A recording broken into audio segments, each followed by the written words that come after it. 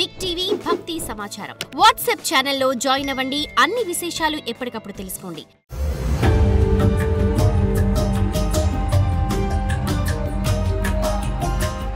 ఓం నమః శివాయ. ఓం నమో నారాయణాయ. ఓం శ్రీ స్వర్ణాకర్షణ కాల భైరవాయ నమో నమః.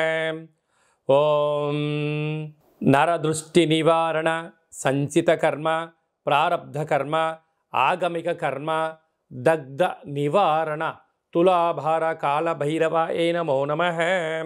ఓం కాళకాలాయ విద్మహే కాళాతీతాయ ధీమహి తన్నో శ్రీ స్వర్ణాకర్షణ కాళభైరవ ప్రచోదయాతు. హరి ఓం.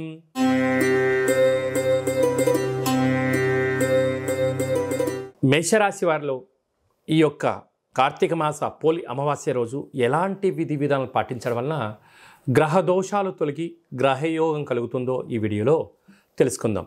మేషరాశిలో ఏ నక్షత్రాలు వస్తానగా అశ్విని నక్షత్రంలోని 4 పాదాలు, భరణి నక్షత్రంలోని 4 పాదాలు, కృతికా నక్షత్రంలోని 1 పాదం కలిపితే మేషరాశి. చాలామందికి పుట్టినటువంటి కాల సమయంలో డేటా ఆఫ్ బర్త్లో లేనటువంటి కారణం వలన పేరు యొక్క మొదటి అక్షరాన్ని అనుసరిస్తూ ఆ రాశిని తెలుసుకునే ప్రయత్నం చేద్దాం. చూ, చే, చో, లా, లి, లు, లే, లో, ఆ అక్షరాల వారందరూ మేషరాశి జాతకులే. మేషరాశి యొక్క అధిపతి కుజ భగవానుడు. వీరికి 2వ స్థానంలో గురుచంద్రుల సంచార స్థితి ఉండడం వలన మేషరాశి వారికి స్వర్ణాకర్షణ కాళభైరవ స్వామికి స్మరణ వలన ధ్యానం వలన గజకేసరి యోగము అనగా విదేశాలకు వెళ్ళాలి, విదేశీ విద్యను అభ్యసించాలి, విదేశాల్లో వ్యాపారాలు చేయాలి, విదేశాలలో ఉండబడినటువంటి జ్ఞాన సమార్జన అధికార పట్టాభిషేకాన్ని ఎలా పొందాలో మేషరాశి వారికి ఇది చాలా మంచి కాలము అని చెప్పి గమనించాలి.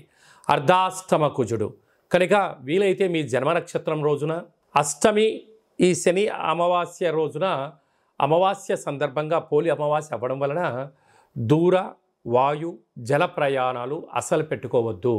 ఆవేశానికి దూరంగా ఉండండి, జ్ఞానంగా ఉండండి, ఆధ్యాత్మికంగా ఉండండి. యంత్రాలతో ఆయుధాలతో మీరు సాహసోపేతమైనటువంటి పనులు చేయొద్దు. ఎందుకనగా అర్ధాష్టమ కుజుడు కుజదోష ప్రభావం కారణం వల్ల ప్రమాదాలు పొంచి ఉన్నాయి. కనుక నిప్పుతో, నీటితో, గాలితో, ఆయుధాలతో, యంత్రాలతో మీ నోటి నుంచి వచ్చే ప్రతి మాటతో కూడా చాలా జాగ్రత్త అవసరం. లేకపోతే అనేక రకాలుగా ఇబ్బందులకు మీకు మీరే కేంద్ర బిందువులు అవుతారు అని చెప్పి గమనించాలి. పోతే 6వ స్థానంలో కేతు. రేపేం జరగబోతుందో మీరు అంచనా వేయడంలో మేషరాశి వారు ముందు వరుసలో ఉంటారు. అష్టమంలో బుధాదిత్య రాజయోగం. అలాగనే మీరు ట్రాఫిక్ చలానాలను కానీ కరెంటు బిల్లుల విషయంలో కానీ ప్రభుత్వపు యొక్క అధికారులతో చాలా అప్రమత్తంగా ఉండి తీరాలి. లేకపోతే పోలీస్ స్టేషన్లు, కోర్టు మెట్లు ఎక్కేటువంటి పరిస్థితి చాలా అధికంగా ఉంది. తస్మాత్ జాగ్రత్త.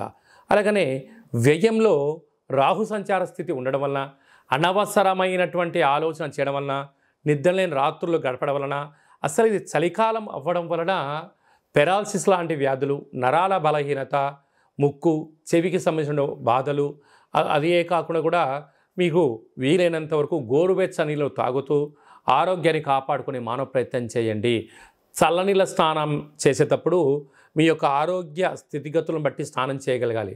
అదే కాకుండా కూడా ఈ అష్టమి, శనివారం అమావాస్య, ఆదివారం అమావాస్య రోజున వీలైనంత వరకు ఈ పూజా మందిరంలో వెన్నతో దీపం పెట్టేటువంటి కాల సమయంలో ఒక ఎర్రటి క్లాతును పరిచి కందిపప్పును కానీ కందులను కానీ పోసి ఈ దీపాన్ని ఉంచి ఆ తదనంతర పూజ అయిపోయిన తర్వాత ప్రవహించే నీటిలో కలపడం కానీ బ్రాహ్మణుడికి వస్త్రంతో కలిగి దానం చేయడం వలన రుణ సమస్యలు, రోగ సమస్యలు, శత్రు సమస్యలు తొలగిపోతాయని చెప్పి గమనించాలి.